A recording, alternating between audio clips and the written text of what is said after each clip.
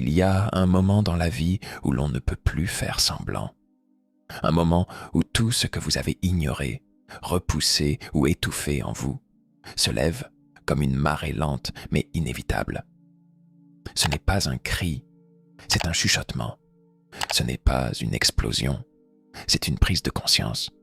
Vous ne pouvez plus continuer à vivre contre vous-même. Ce que vous appelez fatigue, lassitude ou confusion, c'est votre âme qui vous appelle. Non pas pour tout changer autour de vous, mais pour enfin commencer à vous choisir. Ce que vous êtes sur le point d'entendre n'est pas une leçon, c'est un miroir, un reflet de ce qui sommeille en vous, de ce que vous savez déjà, quelque part, au fond. Et si vous avez le courage de le regarder en face, alors peut-être, ce voyage deviendra le vôtre. Le jour où vous arrêtez de vous trahir, il ne se passe rien de spectaculaire, pas d'éclat de tonnerre, pas de musique dramatique. Ce jour-là, tout semble normal. Le même réveil, la même lumière grise, le même silence familier. Et pourtant, il y a une cassure, minuscule mais irréversible.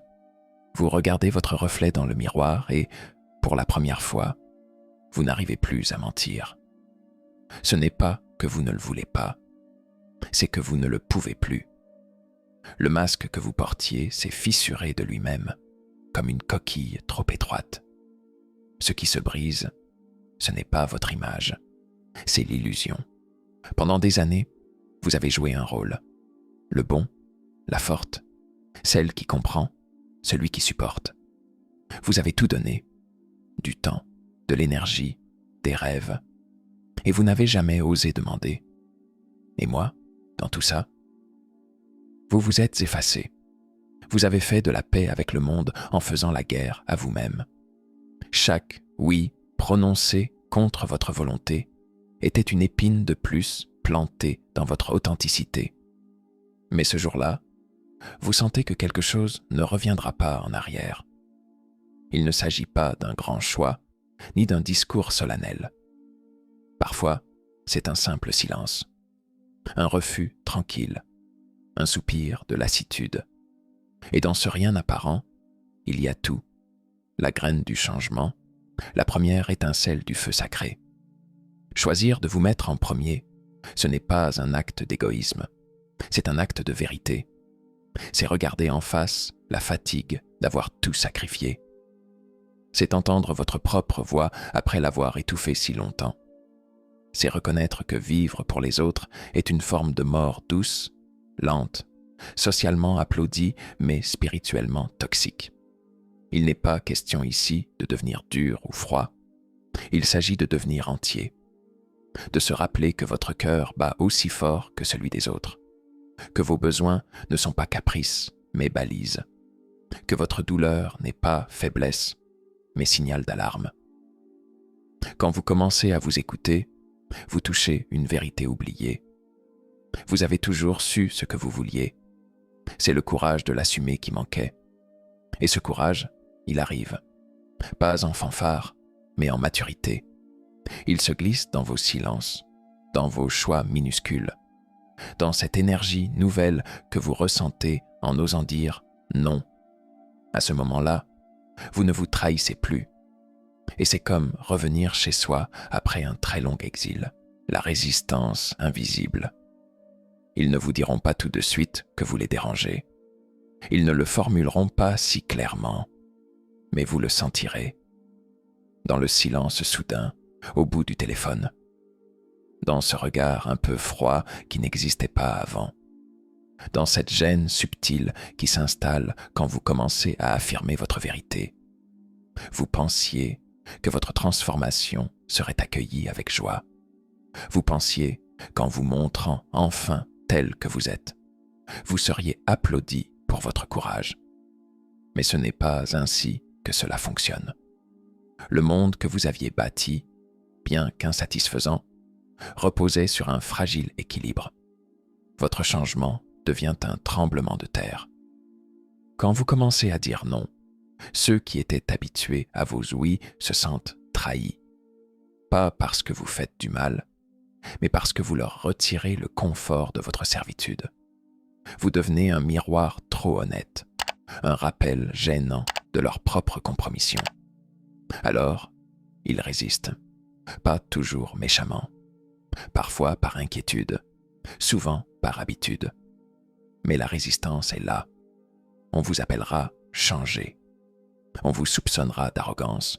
On tentera de vous ramener en arrière, doucement, subtilement, parfois violemment. Mais ce que vous avez touché en vous, cette lucidité nouvelle, ne se laisse plus oublier. Vous êtes devenu témoin de votre propre vérité. Et cela fait peur. À vous, un peu, et aux autres, beaucoup. Mais il y a quelque chose d'infiniment précieux dans cette résistance. C'est le test.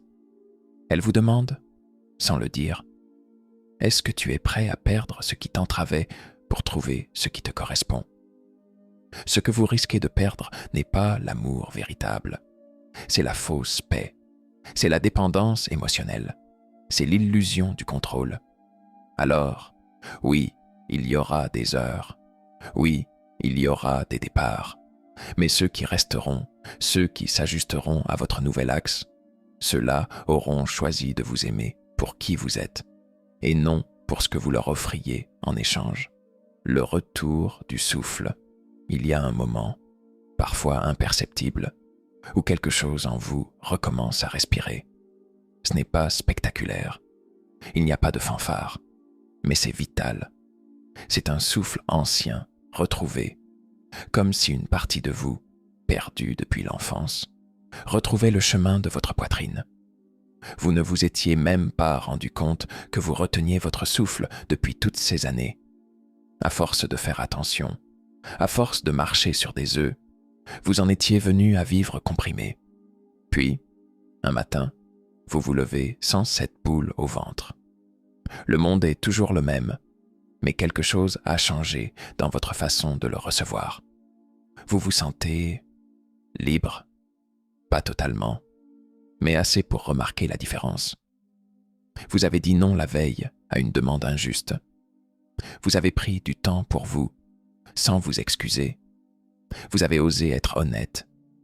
Et au lieu de vous sentir coupable, vous vous êtes senti vivant. Ce souffle, c'est le signe que vous commencez à exister autrement, que vous habitez enfin votre espace, que vous reprenez possession de vous-même. Il est encore fragile, ce souffle. Il vacille parfois, il hésite, mais il est là.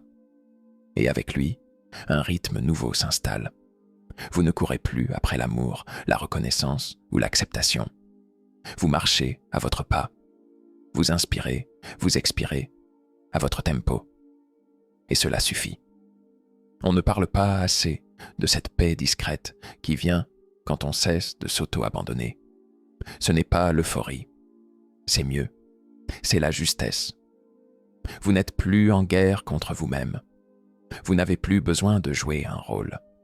Et dans cette justesse naît un pouvoir que rien ne peut corrompre, celui de rester vous-même, même quand le monde vacille.